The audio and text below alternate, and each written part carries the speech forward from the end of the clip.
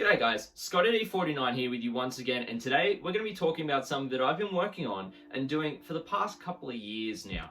You may have heard me talk about it on stream several times. It's something called the War on Grey Plastic. Now, we're going to be doing it again next year, but before we actually get through what it's all about, what you're going to be doing if you want to join it, I'm going to run through the history of it, how I first encountered hobby challenges, and also the ones that I've undertaken and where these kind of shaped my hobby progress over the years when I've done them. To start off with, my first hobby challenge I ever did was back in the early 2010s, right? At my local Games Workshop store. It was a challenge that was called a Gentleman's Battle Company Challenge. So this challenge was to fully assemble, paint, base an entire Space Marine battle company. Now, this was back when firstborn Space Marines were the only type of Space Marines. And so you had about 107 models minimum in a battle company, just with the squads and you had a captain, chaplain, command squad, as well as the other 10 units. But you could actually go up to 120 models if you included transports and dreadnoughts as well. So it's quite a substantial task to do it. And we had to do it in 6 months.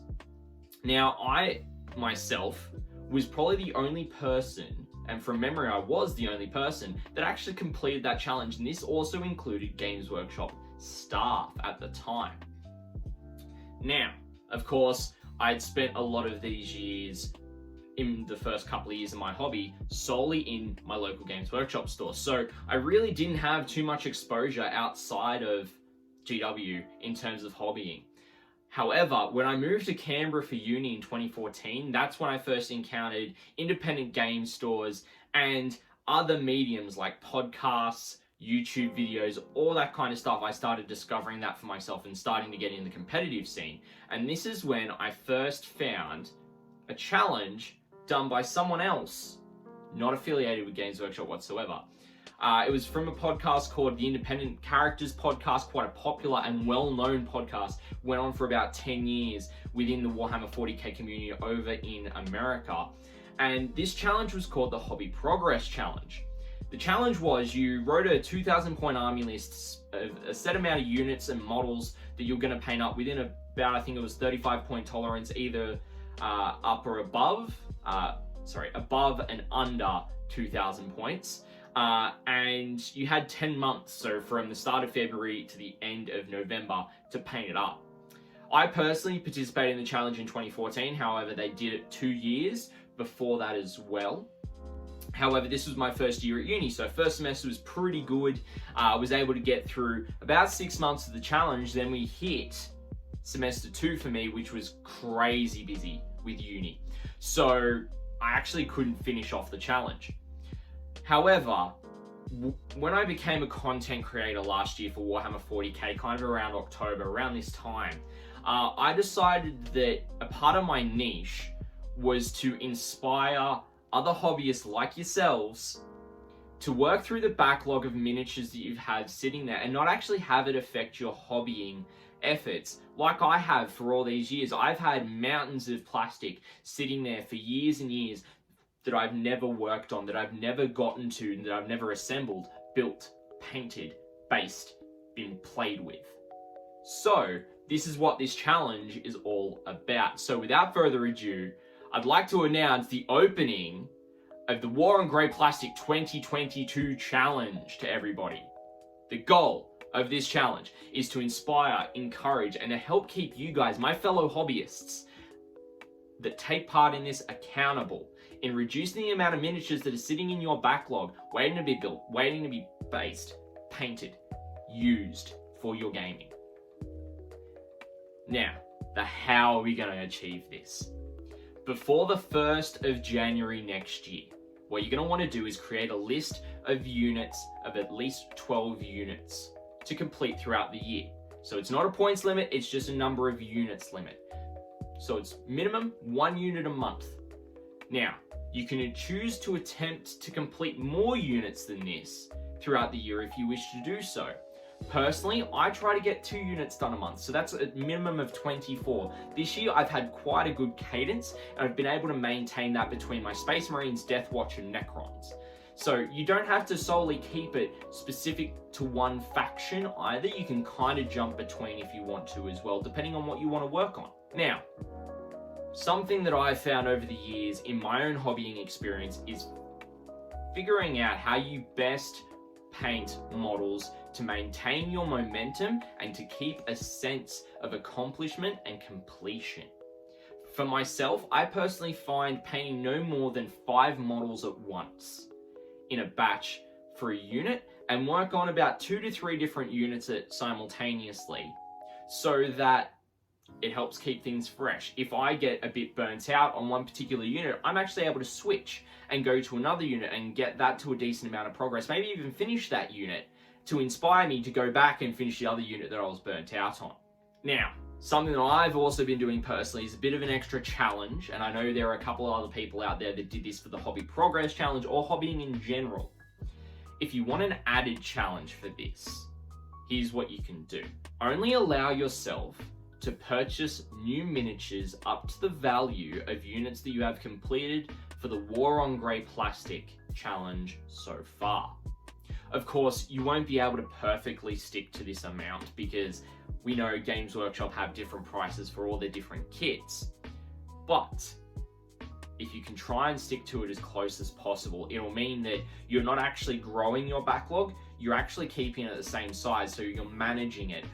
And you may even want to spend less because you may want to include your hobby supplies in that cost. Who knows?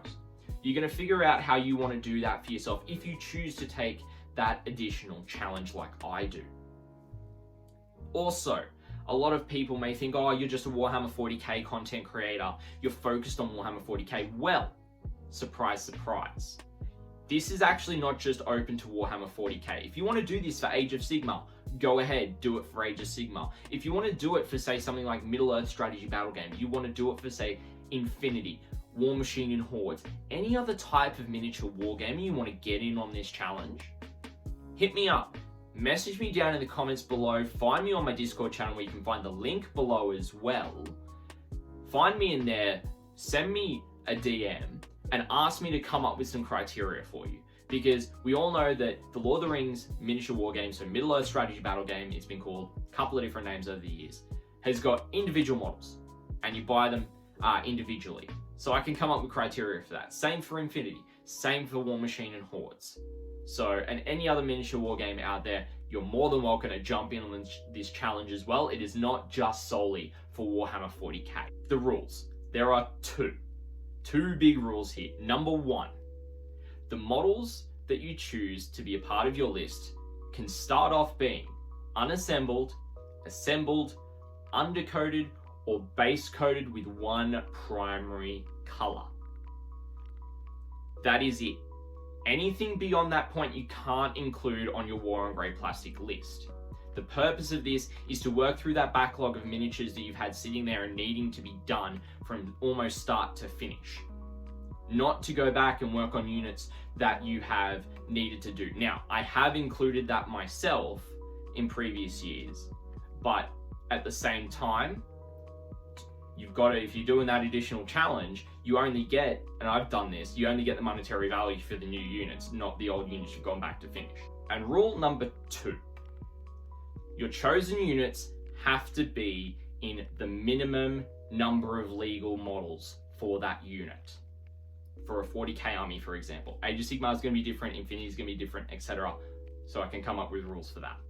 But what that means for 40k, for example, you can only do a batch of minimum of 5 Space Marine Intercessors, a minimum of 10 Necron Warriors, a minimum of 3 Deathwatch Bikes, a minimum of 1 Canoptic Reanimator. So it's those type of groupings that is the minimum. You can do more than that at once and go for it if you wish to do so, but that is the minimum baseline requirements for the challenge. Now, I'm going to give you some tips on preparation because I do this preparation every year and I find it pays off in dividends the following year for the challenge. You can start to prepare now. If you come up with that list, you're going to know what units you want to work on. Personally, I recommend at least having your miniatures built. That's the bare minimum. You don't want to have to spend a week assembling them and then only have 3 weeks to get them undercoated, painted, based. You know. Now, if you're also able to undercoat them or even base coat them with the one main color, I would suggest doing so as well. What that's going to do is it's going to set you a bit further ahead of what you're going to try and achieve. And it's going to mean that you're already a decent way into your base coats, or even just undercoated.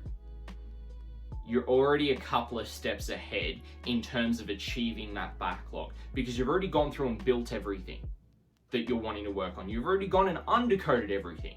You may have already gone through and already base coated with the primary color.